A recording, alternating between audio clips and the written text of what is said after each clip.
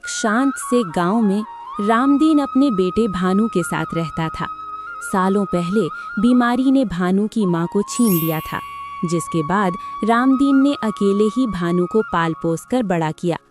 रामदीन चाहता था कि उसका बेटा सहारा बने, लेकिन भानु तो बस सोने और आलस करने में माहिर था। अरे भानु बेटा, दोपहर हो गई है, अभी तक सोए हो? मैंने सुबह कहा था कि कुछ बर्तन पड़े हैं, उन्हें साफ कर देना, पर तुम तो अपनी नींद से ही बाज नहीं आते। ओहो बाबा, आप भी ना। मुझे लगा अभी तो सुबह ही हुई है। आप चिंता क्यों करते हैं, मैं अभी कर दूंगा। आप जाइए जमींदार के खेत पर, वरना वो फिर गुस्सा करेंगे। बेटा, अब इस शरीर में जान नहीं बची। मैंने जमींदार को मना कर दिया है। अब घर का गुजारा तुम्हें ही करना होगा। मेरी हड्डियां अब जवाब दे चुकी हैं। पिताजी, आप सीधे क्यों नहीं कहते कि आपको मेरा सोना पसंद नहीं? आप झूठ क्यों बोल रहे हैं कि आप काम नहीं कर सकते? तुम्हें मेरी बात झूठ लगती है? बाहर निकल कर देखो, लोग ताने मारते हैं कि कैसा निकम्मा बेटा पाल रखा है। जिस दिन मैं मर जाऊंगा, उस दिन तुम्हें मेरी बातों की कीमत समझ आएगी। पिता की बातें भानु को चुभ गईं। वो गुस्से में घर से निकलकर जंगल के एक पेड़ के नीचे जाकर बैठ गया।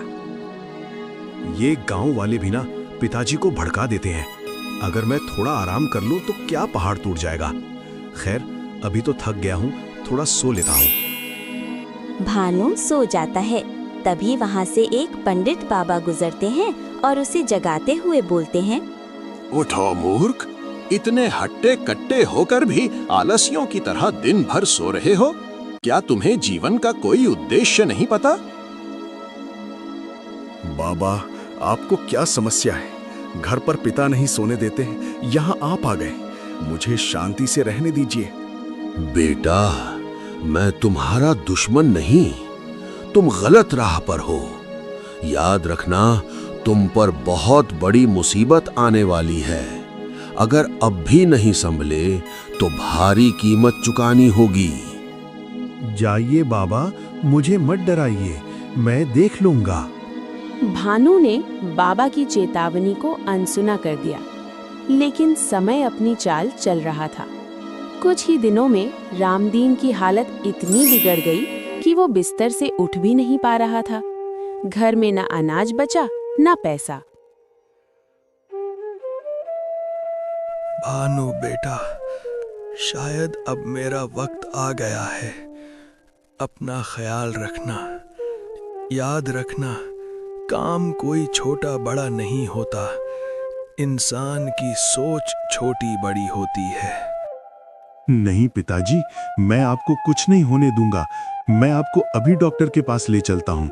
भानु अपने पिता को लेकर अस्पताल जाता है और डॉक्टर भानु को बताते हैं, भानु, इनकी हालत बहुत गंभीर है। फौरन ऑपरेशन करना होगा, वरना इन्हें बचाना मुश्किल है। इसके लिए तुम्हें 50,000 रुपए जमा करने होंगे। 50,000? डॉक्टर साहब, इतने पैसे मैं कहां से लाऊंगा? कृपया कुछ समय दीजिए। मैं कुछ दवाइयां दे देता हूं, जिससे इन्हें कुछ दिन आराम रहेगा, लेकिन जितनी जल्दी हो सके पैसों का इंतजाम करो। भानु टूट चुका था। उसने जमींदार से मदद मांगी, पर जमींदार ने उसे ये कहकर भगा दिया कि बूढ़े घोड़े पर मैं पैसा नहीं लगाता। मुखिया ने भी हाथ खड़े कर दिए। थक हार कर भानु फिर उसी पेड़ के नीचे जाकर रोने लगा। ईश्वर, मेरी मदद करो। मैं 50,000 रुपए कहाँ से लाऊं प्रभु? कोई रास्ता बताइए प्रभु, कोई रास्ता बताइए। तभी वही बाबा प्रकट होते हैं। बाबा, मुझे क्षमा कर दीजिए। आपकी चेतावनी सच हो गई। मुझे 50,000 रुपए चाहिए, वरना मेरे पिता मर जाएंगे। कोई मेरी मदद नहीं कर रहा। बेटा, तुम्हें अपनी गलती का एहसास है, ये अच्छी बात है। ये लो, ये मेरी शक्ति से सिद्ध की हुई राख है। इसे अपनी जुबान से चूम लो। ये तुम्हें थकने नहीं देगी और तुम्हारे अंदर दानव जैसी शक्ति भर देगी। अब जाओ और लकड़ी काटो। भानु ने जैसे ही वो राख चूमी, उसे लगा जैसे उसके शरीर में बिजली दौड़ गई हो। उसने बिना रुके घंटों लकड़ियां काटी।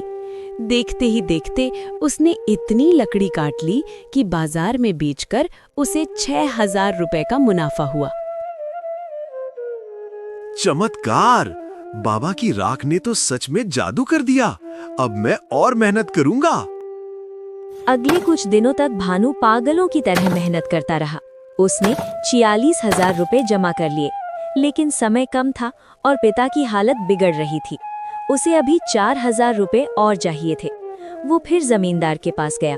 ठीक है, मैं तुम्हें 4,000 नहीं पूरे 5,000 रुपए दूंगा, लेकिन तुम्हें मेरा 10 कट्ठा खेत एक ही दिन में जोतना होगा। मंजूर है सेठ जी, कल शाम तक काम पूरा मिलेगा। भानु ने कड़ी धूप में बिना रुके अपने पसीने से खेत को सींच दिया। उसकी मेहनत देखकर जमींदार भी दंग रह गया। शाम तक काम पूरा हुआ और भानु को पैसे मिल गए। पिताजी की सांसें तुम्हारी इन भुजाओं की ताकत पर टिकी हैं। बाबा की राख मेरे साथ है, मुझे थकान नहीं हो सकती।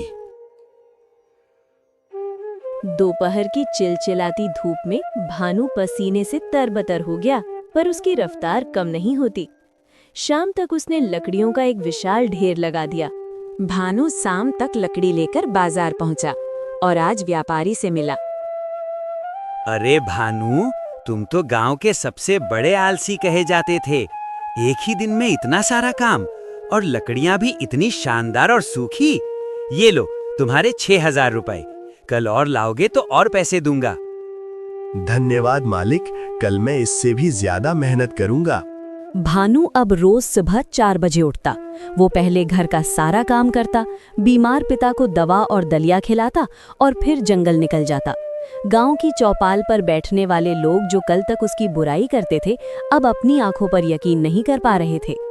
देखा तुमने, रामदीन का बेटा तो बदल गया है।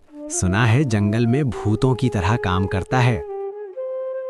हाँ भाई, लोग कह रहे हैं इसे कोई सिद्ध बाबा मिल गए हैं जिन्होंने इसे जादुई शक्ति दी है। वरना जो लड़का सूरज ढलने तक सोता था, वो आज सूरज उगने से पहले काम पर होता है। कहने दो इन्हें, जब तक हाथ में पूरे 50,000 रुपए नहीं आ जाते, मैं चैन की सांस नहीं लूंगा। भानु ने लकड़ी बेच बेचकर 46,000 रुपए जमा कर लिए थे, लेकिन अब समय खत्म हो रहा था। रामदीन की हालत बिगड़ने लगी थी। डॉक्टर ने कहा था कि अगर अगले 2 दिनों में ऑपरेशन नहीं हुआ तो जहर पूरे शरीर में फैल जाएगा। भानु को 4,000 रुपए की सख्त जरूरत थी। भानु फिर से जमींदार के पास मदद मांगने गया। आओ भानु, सुना है आजकल बहुत बड़े मेहनती बन गए हो। क्या चाहिए? पैसे? हाँ सेठ जी, सिर्फ 4,000 रुपए कम पड़ रहे हैं। मेरे पास समय नहीं है, आप ये पैसे दे दीजिए, मैं आपके यहाँ उम्र भर गुलामी करूँगा। गुलामी की जरूरत नहीं, मेरे एक और खेत की जुताई कर दो। मेरा 10 कट्ठा खेत बंजर पड़ा है, मिट्टी पत्थर जैसी सख्त हो चुकी है। अगर तुम कल सूर्यास्त से पहले उस पूरे खेत की जुताई कर दो, चाहो तो मेरे बैल को भी ले जाओ। अगर तुम ये काम कर दिए तो मैं तुम्हें 5,000 रुपए दूंगा। मंजूर है? मंजूर है सेठ जी, कल शाम तक काम पूरा मिलेगा। दोपहर तक भानु की हिम्मत टूटने लगी थी। उसके हाथों से खून निकलने लगा था। तभी उसे पंडित बाबा की आवाज उसके कानों में गूंजी। मुसीबत का पहाड़ गिरेगा भानु, तैयार रहना। भानु ने फिर से खेतों को जोतने लगा। हाथ जवाब दे रहे हैं, प्यास से गला सूख रहा है। बाबा, क्या आपकी राख का असर कम हो रहा है? नहीं, मुझे हारना नहीं है। पिताजी का चेहरा याद करो भानु, उनकी वो कमजोर आवाज याद करो। सूर्यास्त का समय जमींदार खेत पर आता है और उसकी आंखें फटी की फटी रह जाती हैं। पूरा खेत जोता जा चुका था। भानु वहीं खेत के किनारे मेड़ पर बैठा था। ये नामुमकिन है। 10 आदमियों का काम एक लड़के ने एक दिन में कर दिया। लो भानु, ये रहे तुम्हारे पैसे। तुम इंसान नहीं, कोई दैत्य हो। पैसे उठाए और सीधा अस्पताल भागा। उसके पैर लड़खड़ा रहे थे पर दिल धड़क रहा था। डॉक्टर साहब, ये लीजिए पूरे 51,000 रुपए। एक एक रुपया मेरी मेहनत का है। अब मेरे पिता को बचा लीजिए, देर मत कीजिए। शाबाश भानु, तुम्हारी मेहनत रंग लाएगी। हम अभी ऑपरेशन शुरू करते हैं। ऑपरेशन शुरू की जाती है। कुछ समय बाद डॉक्टर मुस्कुराते हुए बाहर आते हैं। बधाई हो भानु, ऑपरेशन सफल रहा। तुम्हारे पिता अब खतरे से बाहर हैं। सच कहूं तो उनकी जीने की इच्छा और तुम्हारी मेहनत ने चमत्कार कर दिया। अगर तुम थोड़े भी लेट होते तो हम उन्हें खो देते। आपका बहुत शुक्रिया डॉक्टर साहब। क्या मैं उनसे मिल सकता हूँ? कुछ दिनों ऐसे ही बीत जाते हैं। अब भानु अपने पिता को लेकर घर आता है। बेटा, मैं अभी भी जिंदा हूँ। मुझे लगा मैं अब तुमसे कभी नहीं मिल पाऊंगा। पिताजी, आपको कुछ नहीं होगा। अब आपका बेटा बदल गया है। मैंने आपके इलाज के लिए पैसे कमा लिए हैं। अब आपको कभी जमींदार की झिड़कियां नहीं सुननी पड़ेंगी। मेरे लाल, इन हाथों ने बहुत कष्ट सहा है। मुझे माफ कर दे बेटा, मैंने तुझे बहुत डांटा था। नहीं पिताजी, आपकी डांट ने ही आज मुझे एक मर्द बनाया है, वरना मैं तो कहीं किसी पेड़ के नीचे सो रहा होता।